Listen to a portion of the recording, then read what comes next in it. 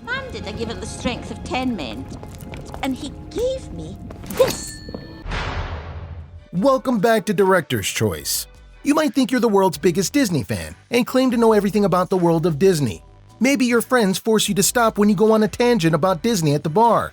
Chances are, if you are the most hardcore fan, you still miss these 10 things in some of Disney's most popular films.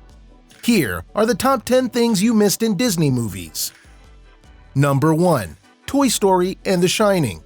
Film buffs have been studying Stanley Kubrick's The Shining for decades to uncover the hidden meanings behind the film.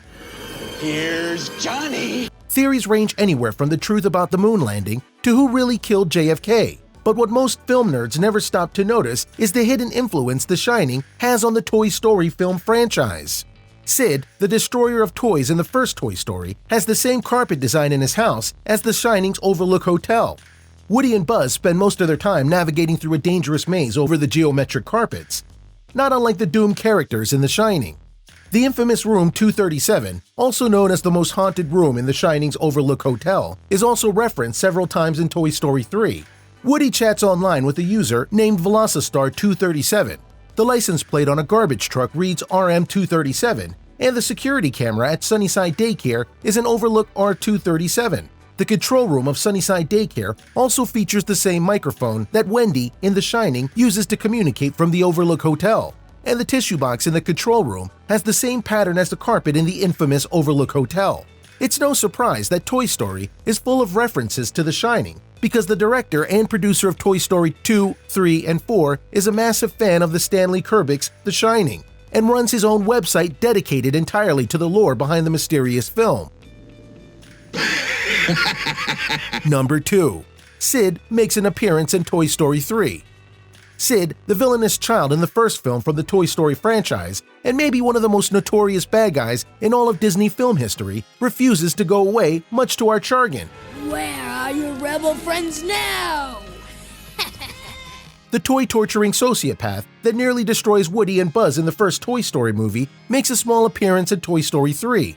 Along with being an infamous bad guy, Sid is also the only human character in the Toy Story movies that knows toys are alive. While many speculate that Sid may just be misunderstood, it's hard to dismiss his pure evil attitude in the movies.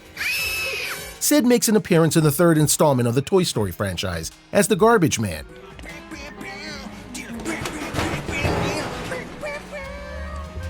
Eric Von Detten, the original voice of the character, returned to voice Sid in Toy Story 3. He aged alongside the character, and the role still fit him perfectly.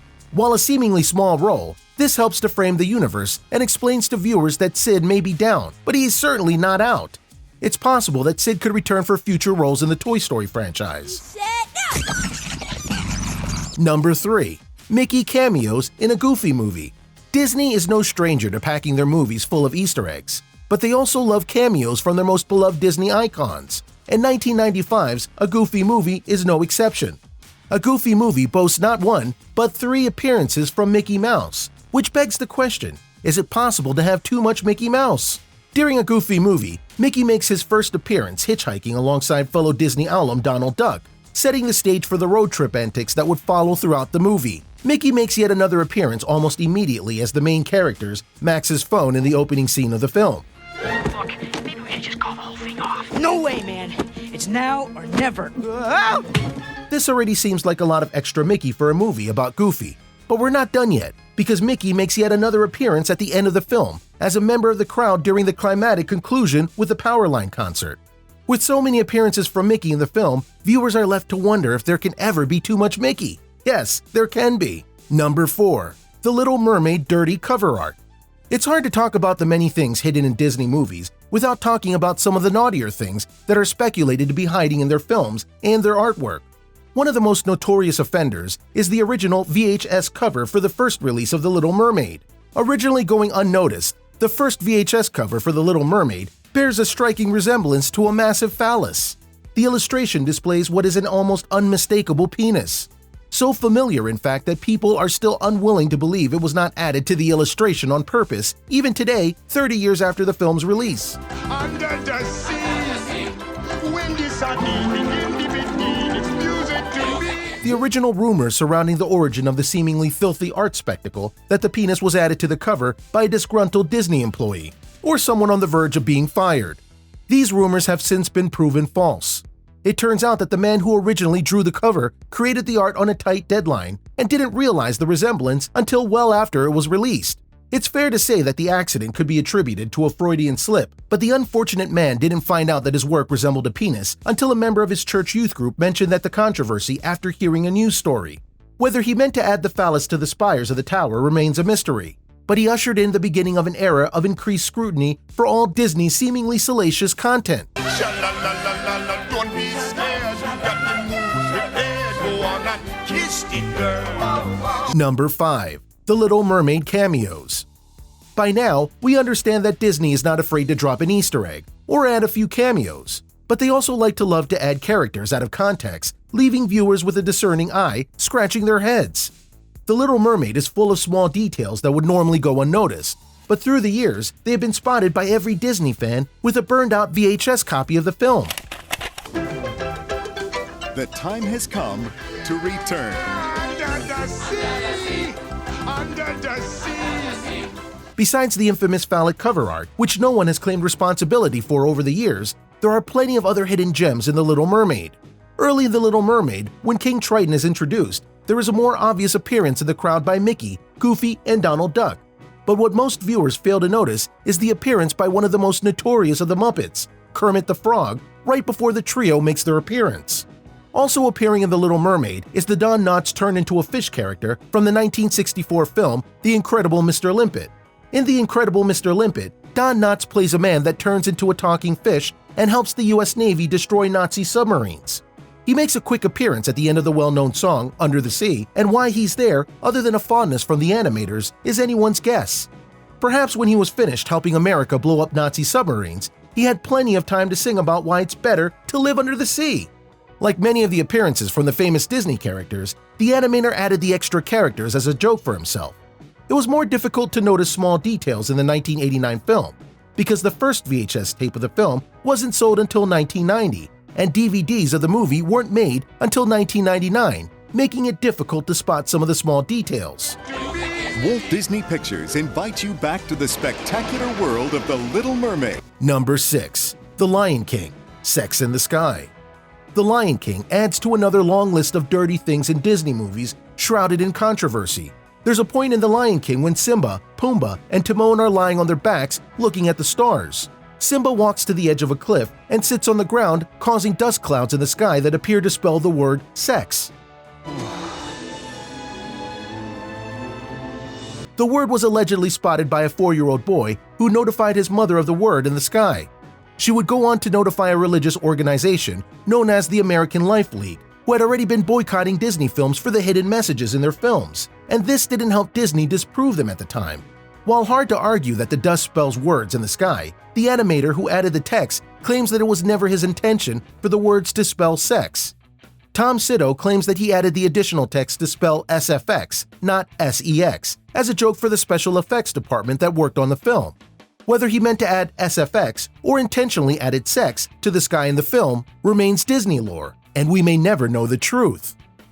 Number 7. The Santa Claus Sex Hotline. Long after he was arrested for drug trafficking, Tim Allen was America's sweetheart, perhaps best known for him being everyone's favorite Santa Claus in 1994's The Santa Claus. Together, Scott Kelvin and his son Charlie take on the biggest job in the world. Looking good, Dad! While seemingly an innocent family comedy, The Santa Claus was surrounded by controversy when the phone number for a real sex hotline was written into the film. Early in the film, Alan's character, Scott, is handed the phone number of his ex-wife's new mother-in-law and says, 1-800-SPANK-ME. I know that number. Upon its release, The Santa Claus was a box office smash and quickly became the #1 film in America. Pretty cool, huh? During the theatrical release, there was little controversy when the number for the working sex hotline, 1-800-SPANK-ME, was included in the film. It wasn't until the movie was released for home audiences that kids began calling the number and racking up charges as a result. The scene was later removed from copies of the film, but can be found online. Legend has it that if you listen close on Christmas Eve, you could still hear the shouts from parents who received their phone bills after their kids dialed the number. Number 8. The Beauty and the Beast in Tarzan. Adding to a long list of Easter eggs and even more fascinating speculation regarding the origins of Jane from Tarzan, Miss Potts and Chip from The Beauty and the Beast make an appearance in Disney's 1999 film Tarzan. That doesn't make him my son. During the scene where Tarzan and his new ape family find the campsite of Jane's jungle expedition and begin to wreck the camp while singing, they begin to drum on a tea set that resembles the beloved characters, Miss Potts and Chip from The Beauty and the Beast. The two are almost unmistakable. This appearance led to an increase in rumors of Jane's origin in the Disney universe. Most widely speculated among Disney fanatics is that Jane is a direct descendant of Belle from The Beauty and the Beast, based on her taste in wild men and the possibility that the tea set is a family heirloom. Number 9. Sully from Monsters, Inc. in Brave. Another favorite debate among self-proclaimed Disney scholars is the appearance of Sully from Monsters, Inc. In Disney's 2012 film Brave, Brave tells the story of a princess who defies the customs of her people and plunges her world into chaos. A land filled with magic and danger. There's a scene in the film where an eccentric witch with a passion for wood carving has a carving of the popular character Sully from Disney's Monsters, Inc. While on the surface, it seems like just another Easter egg from the Disney and Pixar team. The internet has deemed the appearance to be far more significant. Many believe that the wood carving indicates that the witch is in fact the character Boo from Monsters, Inc., who has traveled through time in an attempt to reunite with Sully. Boo? No, it's okay. I was just... No, don't be scared. Founded in a larger theory related to Pixar animation films, but Pixar has not confirmed the existence of any meaning behind the mysterious carving. Number 10. Nemo in Brother Bear. The release and subsequent Easter egg in Disney's 2003 Brother Bear answers the most important question in Disney film theory. Hey, I know that place. You do? Yeah, follow me. During the film, there's a scene where the humans in Alaska are catching salmon with a net, and for a brief moment, we get an appearance from Nemo of Disney's Finding Nemo, finally answering the question, why was Nemo so hard to find? Only lasting a split second, the shot features Nemo falling out of the net. Apparently, during his travels, he made his way all the way to Alaska before he's located in Australia. No wonder he was so hard to find. Take a look at this other recent clip by Director's Choice, and make sure to subscribe and ring the bell to be notified with our latest videos.